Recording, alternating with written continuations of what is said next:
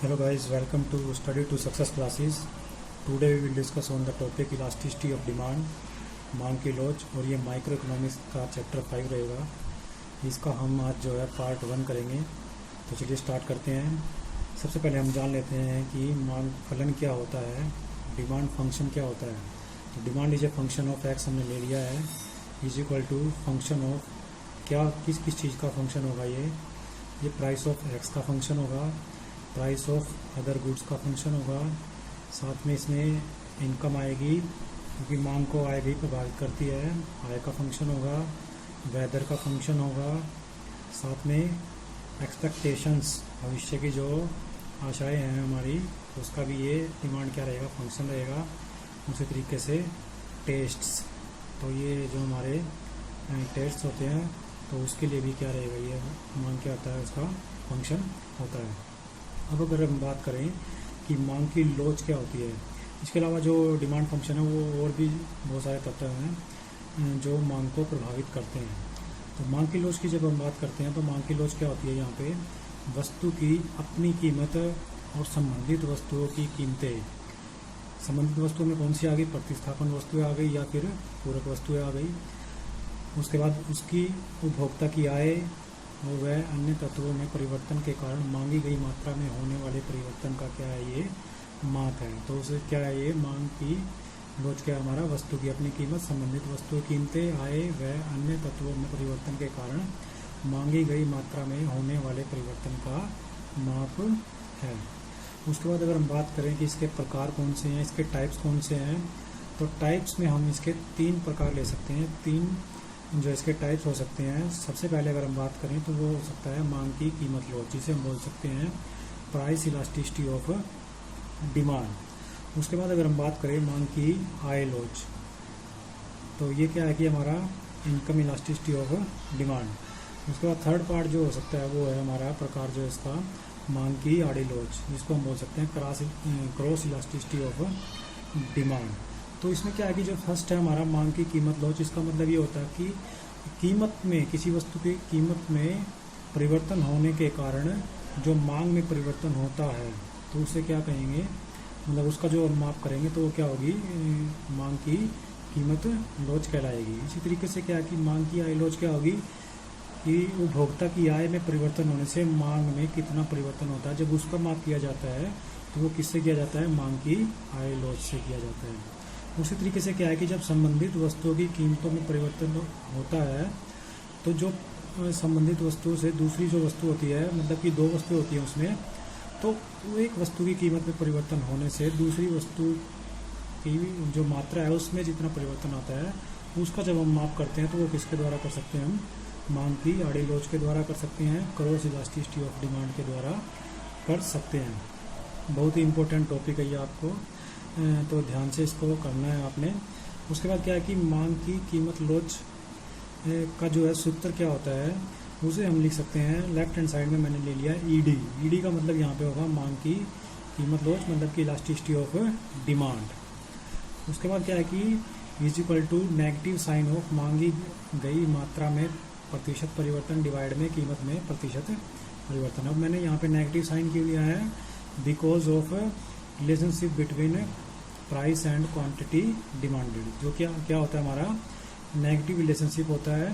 तो negative relationship के कारण हमने यहाँ पे पहले से क्या ले लिया है, माइनस का साइन ले लिया है। उसके बाद क्या है कि मांगी गई मात्रा में प्रतिशत परिवर्तन डिवाइड में कीमत में प्रतिशत परिवर्तन। उसके बाद अगर हम इसकी डिग्रीज की बात करें, कोटियों की बात करें या श्रेणियों की बात करें, तो वो कौन सी हो सकती है मांग की कीमत लोच की श्रेणियाँ। तो जैसे कि पहले हम अगर बात करें तो पहला हो सकता है पूर्णतः लोचदार मांग, परफेक्ट इलास्टिक डिमांड। दूसरा क्या हो सकता है, पूर्णतः बेलोचदार मांग। तीसरा हो सकता है इकाई लोचदार मांग। चौथा हो सकता है इकाई से अधिक लोचदार मांग। और 5वां हो सकता है इकाई से कम लोचदार मांग। तो ये इसकी क्या रहेंगी, श्रेणियाँ रहेंगी। पूर्णतः बेलोचदार को क्या कहेंगे, परफेक्ट इन इलास्टिक डिमांड। और इकाई लोचदार को क्या कहेंगे, यूनिटरी इलास्टिक डिमांड। इकाई से अधिक क्या रहेगी, मोर इलास्टिक डिमांड। और इकाई से कम क्या रहेगी, लेस इलास्टिक डिमांड। तो अगर हम बात करें कि पूर्ण लोचदार मांग क्या होती है हमारी, तो पूर्ण लोचदार की मांग के अंदर क्या होता है कि जैसा फर्स्ट हमने ग्राफ इसमें बना दिया है, तो वाई एक्सिस पे हमने प्राइस लिया है वाई एक्सिस पे क्या है कि हमने प्राइस ले लिया है और एक्स एक्सिस पे हमने क्या लिया है, क्वांटिटी को ले लिया है।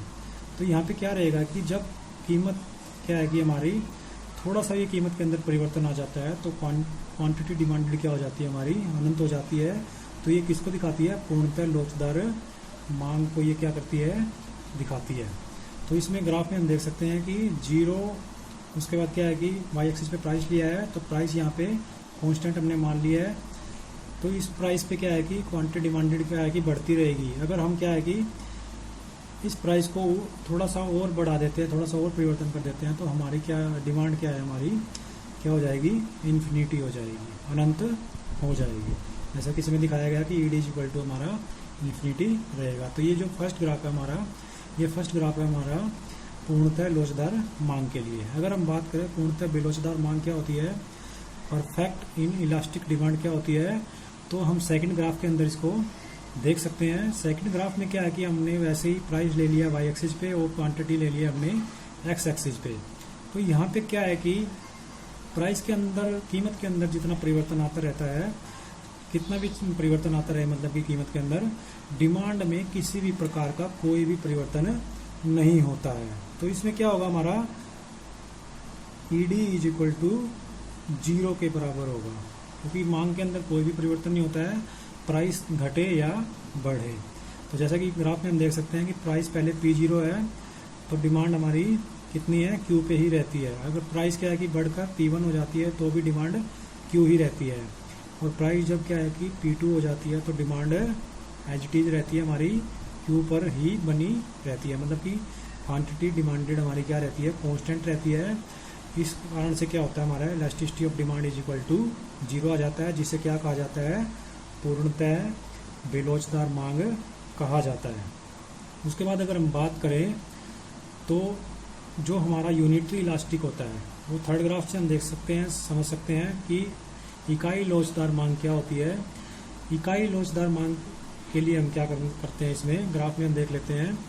तो इकाई लोचदार का मतलब ये होता है कि कीमत में जितना परिवर्तन होता है उतना ही परिवर्तन मांगी गई मात्रा के अंदर होता है। मतलब कि सेम क्या रहता है, हमारा जो चेंज होता है वो सेम रहता है, परिवर्तन क्या रहता है, हमारा इक्वल रहता है।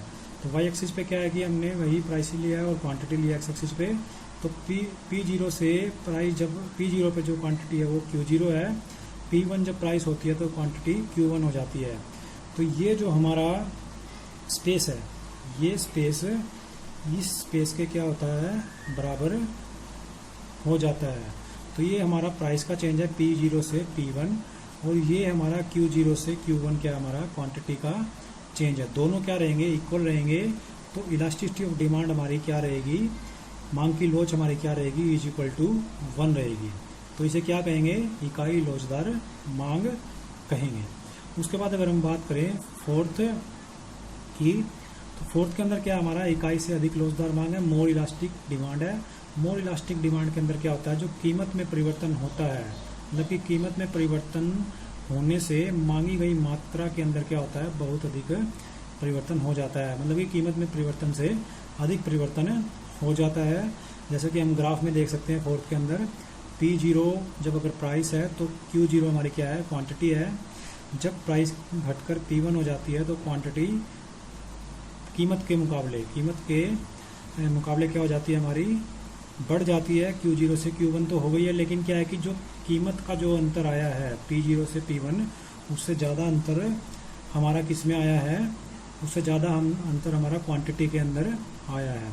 तो ये जो हमारा अंतर है P0 से P1, वो हमारा अंतर Q0 से Q1 जो हमारा अंतर है उससे कम होगा। तो हमारी जो इलास्टिसिटी ऑफ डिमांड होगी वो कैसी होगी, वो हमारी होगी इकाई से अधिक लोचदार मांग, मोर इलास्टिक डिमांड। तो इसे हम कैसे दिखा सकते हैं, ईडी ग्रेटर देन 1।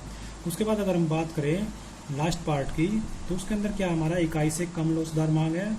इकाई से कम लोचदार मांग कब होगी, जब कीमत में परिवर्तन होने से मांगी गई मात्रा के अंदर क्या है कि परिवर्तन क्या हो जाता है, कम रहता है। कीमत में परिवर्तन के मुकाबले मांगी गई मात्रा के अंदर परिवर्तन क्या रहता है, कम रहता है। तो वो ग्राफ के अंदर हम समझ सकते हैं कि जब फिफ्थ ग्राफ है ये हमारा, तो फिफ्थ ग्राफ के अंदर हम समझ सकते हैं कि हमारा जब प्राइस P0 है, कीमत जब P0 है तो क्वांटिटी क्या हमारी Q0 है। जब प्राइस P1 हो जाती है तो क्वांटिटी Q1 हो जाती है। लेकिन यहाँ पे क्या देखने वाली बात ये है कि जो कीमत का अंतर है, ये कीमत का जो अंतर है ये वाला, ये कीमत का अंतर क्या है कि ज़्यादा है किससे, ये जो क्वांटिटी का जो अंतर है इससे ज़्यादा है। तो मांगी गई मात्रा में जो परिवर्तन होता है कीमत में परिवर्तन से कम रहता है। तो इस कारण से जो हमारी इलास्टिसिटी ऑफ डिमांड है वो कैसी रहती है, लेस देन 1 हो जाती है। तो ये क्या है कि हमारी फर्स्ट पार्ट है हमारा। इसके अंदर क्या है कि हमने मांग की लोच पढ़ा है, उसके प्रकार पढ़े हैं। उसके बाद क्या है कि हमने मांग की कीमत लोच के बारे में पढ़ा है, उसका फॉर्मूला हमने देख लिया है। उसके बाद उसकी श्रेणियां या फिर जिसको कोटियां बोलते हैं या इंग्लिश में इसको डिग्रीज बोल सकते हैं। तो 5 डिग्रीज हैं। 5 डिग्रीज को हम ग्राफिकल मेथड से भी समझ सकते हैं और परिभाषाओं के तौर पे भी इसको समझ सकते हैं। 5 ग्राफ मैंने आपको बना के दिखा दिए हैं। बहुत ही इम्पोर्टेंट टॉपिक है ये। तो ये फर्स्ट पार्ट है हमारा। सेकंड पार्ट के लिए वीडियो को लाइक कीजिए और चैनल को सब्सक्राइब जरूर कीजिए।